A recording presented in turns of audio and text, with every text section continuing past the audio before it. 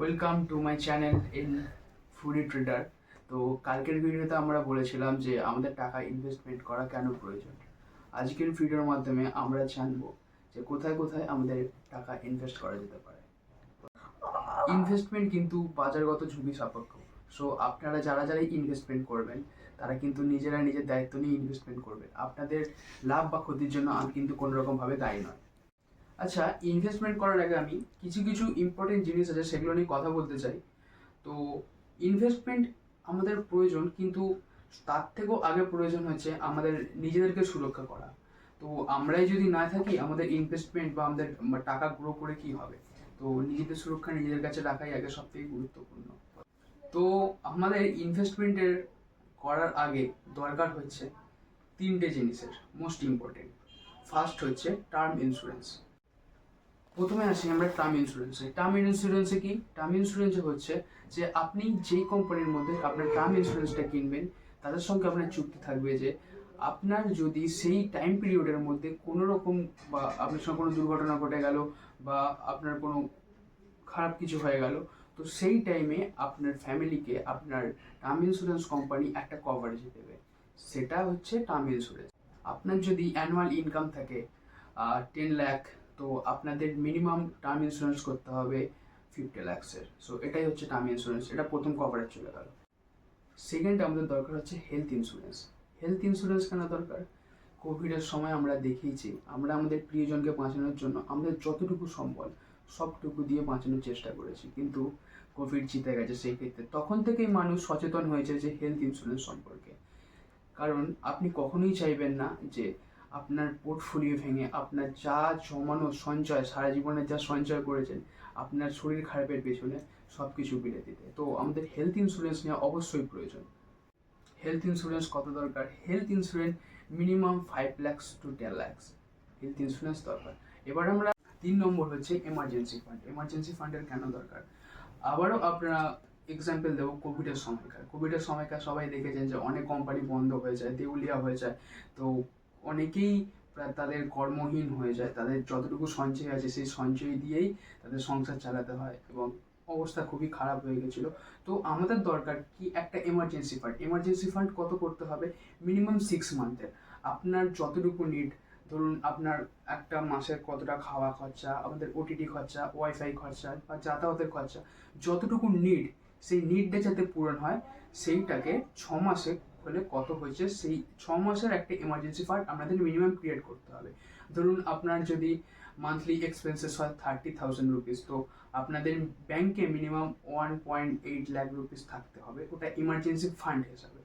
এই তিনটে হয়ে গেল আমাদের ইনভেস্টমেন্টেরও আগের গুরুত্বপূর্ণ জিনিস, যেগুলো ইনভেস্টমেন্ট না করলেও চলবে, কিন্তু এগুলো মোস্ট ইম্পর্টেন্ট। এরপরে আমরা আস্তে আস্তে ঢুকবো যে কোন কোন জিনিসে আমরা ইনভেস্টমেন্ট করতে পারি। আমরা ঢুকবো ওটা সব থেকে কম রিস্ক থেকে শুরু করে একদম সব থেকে হাই রিস্ক পর্যন্ত। এবার সব থেকে কম রিস্ক যদি বলতে পারি সেটা হচ্ছে আমাদের প্রিয় এফডি। এফডি কি? আমরা প্রায় সবাই জানি যে এফডির ফুল ফর্ম হচ্ছে ফিক্সড ডিপোজিট। এটা পুরোপুরি রিস্ক ফ্রি, ঠিক আছে। কিন্তু আমরা কালকে আগের ভিডিওতেও বলেছি যে এফডিতে আমাদের রিটার্ন দেওয়া হচ্ছে 6%। তো আমাদের ইনফ্লেশনও আছে, সেই ইনফ্লেশন কিন্তু 6%কে খেয়ে নেয়। সো আমাদের মনে হলো যে আমাদের টাকাটা ইনক্রিজ করছে, কিন্তু টাকাটা আমাদের অ্যাকচুয়ালি ইনক্রিজ করে না। আমাদের যতটুকু টাকা ছিল ততটুকুই রয়ে যায়। সো এবার যদি আমরা ইন্টারেস্টের কথা বলি, আমরা এফডিতে মিনিমাম ইন্টারেস্ট পেয়ে থাকি 6%। তো আমাদের ক্যাপিটাল ডবল হতে প্রায় 12 বছরেরও বেশি সময় লেগে যাবে। মানে ধরুন আমি যদি আজকে এফডিতে 1 লাখ টাকা ইনভেস্ট করি, আমার ওই টাকাটা 2 লাখ হতে প্রায় 12 বছরেরও সময় লেগে যাবে। তো এটা হচ্ছে লো রিস্ক লো গেন। এটা হচ্ছে ইনভেস্টমেন্টের মধ্যে সব থেকে কম রিস্কি পদ্ধতি আপনাদের টাকা গ্রো করার জন্য, কিন্তু অ্যাকচুয়ালি এতে কোনো টাকা গ্রো প্রায় হয়ই না বলতে গেলে। সেকেন্ড হচ্ছে সোনা বা গোল্ড। গোল্ড কিন্তু খুব ভালো ইনভেস্টমেন্ট আমাদের বাঙালিদের কাছে। বাঙালিদের ছাড়া কেন, পুরো ইন্ডিয়ানদের কাছে গোল্ড খুব একটা ভালো ইনভেস্টমেন্ট। গোল্ড 8 থেকে 9% ইন্টারেস্ট দিয়ে থাকে ইয়ারলি। কিন্তু এইখানে দুটো প্রবলেম রয়ে যায়। ফার্স্ট প্রবলেম হচ্ছে মেকিং চার্জেস। যে আমরা কোনো সোনার গয়না কিনতে গেলাম, তাতে কিন্তু শুধু সোনার দামটা নয়, তার সঙ্গে মেকিং চার্জেসও অ্যাড হয়। সেকেন্ডলি হচ্ছে পিওরিটি। পিওরিটি মানে হচ্ছে সোনাটা কতটা ভালো, সোনার মানটা কতটা ভালো। তো অনেক অসাধু বিক্রেতা এই সোনার পিওরিটির সঙ্গেও জালিয়াতি করে থাকে। তো আমরা তো সাধারণ মানুষ, আমাদের চেনা উপায় নেই, কিন্তু সোনা খুবই ভালো ইনভেস্টমেন্ট। বাট এই দুটো পয়েন্টের জন্য আমি এটাকে সেকেন্ডে রেখেছি। এবার আসি আমরা 3 নম্বরে রয়েছে রিয়েল এস্টেট। আমাদের বাঙালিদের, বিশেষত বাঙালিদের স্বপ্ন কি, যে একটা ভালো চাকরি বাকরি করে নিজেদের একটা ফ্ল্যাট কেনা। সো এইখানেও হচ্ছে রিয়েল এস্টেটের ব্যাপারটা চলে আসছে। রিয়েল এস্টেটের ব্যাপারটা হচ্ছে, ধরুন আমার কাছে ক্যাপিটাল আছে, আমি একটা ফ্ল্যাট কিনলাম বা একটা কমার্শিয়াল প্রপার্টি কিনলাম, সেই কমার্শিয়াল প্রপার্টিটাকে আমি রেন্টে দিয়ে দিলাম, ওখান থেকে আমার মান্থলি রেন্ট আসছে, তো ওটা আমার ইনকাম হয়ে যাচ্ছে। এটা খুবই ভালো, ঠিক আছে। কিন্তু এর প্রবলেম হচ্ছে দু জায়গায়। ফার্স্ট প্রবলেম হচ্ছে, একটা রিয়েল এস্টেট কিনতে গেলে প্রচণ্ড পরিমাণে ক্যাপিটাল থাকতে হবে, মিনিমাম 50 lakhs to 1 year, তবে একটা মান্থলি 2 থেকে 3% রেন্টাল ইল্ড আমরা জেনারেট করতে পারবো। ওটা গেল ফার্স্ট প্রবলেম। আর সেকেন্ড প্রবলেম হচ্ছে, রিয়েল এস্টেটের রেন্টাল ইল্ড কিন্তু খুবই কম। সো মান্থলি 2 থেকে 3%। তো এই জন্যই রিয়েল এস্টেটটাকে আমি 3 নম্বরে রেখেছি। এরপর আসছে কর্পোরেট বন্ড। কর্পোরেট বন্ড কি? ধরুন অনেক ছোট ছোট এবং বড় বড় কোম্পানি আছে যারা মার্কেটে লিস্টেড নেই, ঠিক আছে। তারা ব্যাংকের কাছে গিয়ে বা রিটেল ইনভেস্টরের কাছে গিয়ে তাদের কোনো কর্পোরেট বা প্রজেক্টকে আমাদের দেখাবে বা কোনো ব্যাংকে গিয়ে সেটা প্রেজেন্টেশন দেবে। সেই প্রেজেন্টেশনের পরিবর্তে তারা ব্যাংক থেকে লোন নেবে বা রিটেল ইনভেস্টরের কাছ থেকে লোন নেবে। সেই লোন নিয়ে তারা তাদের প্রজেক্টটা ফুলফিল করবে। সেই প্রজেক্ট থেকে তারা যা ইনকাম করবে সেখান থেকে তারা ইন্টারেস্ট দেবে বা রিটেল ইনভেস্টরে যাদের টাকা ইনভেস্ট করা আছে তাদেরকে তাদের টাকা ফেরত দেবে। কর্পোরেট বন্ড কিন্তু ইয়ারলি 9 to 12% পর্যন্ত রিটার্ন দিয়ে থাকে, কিন্তু এটা খুবই রিস্কি। কারণ ধরুন কোনো একটা কোম্পানি, কোনো একটা ছোট কোম্পানি রিটেল ইনভেস্টরের কাছ থেকে টাকা নিল, টাকা নিয়ে তাদের কোনো প্রজেক্ট করলো, বাট কোনো কারণে বাই এনি চান্স তাদের প্রজেক্টটা যদি ফ্লপ হয়, সেই কোম্পানি তো ডুববেই, এমনকি যে রিটেল ইনভেস্টাররা সেখানে টাকা তাদের ইনভেস্ট করেছিল তাদের টাকাও ডুবে যাবে। সো কর্পোরেট বন্ড কিন্তু রিস্কি। 5 নম্বর হচ্ছে মিউচুয়াল ফান্ড। মিউচুয়াল ফান্ড কি? মিউচুয়াল ফান্ড হচ্ছে অনেকগুলো স্টককে একসঙ্গে রেখে একটা ফান্ড তৈরি করা, সেটাকে বলা হচ্ছে মিউচুয়াল ফান্ড।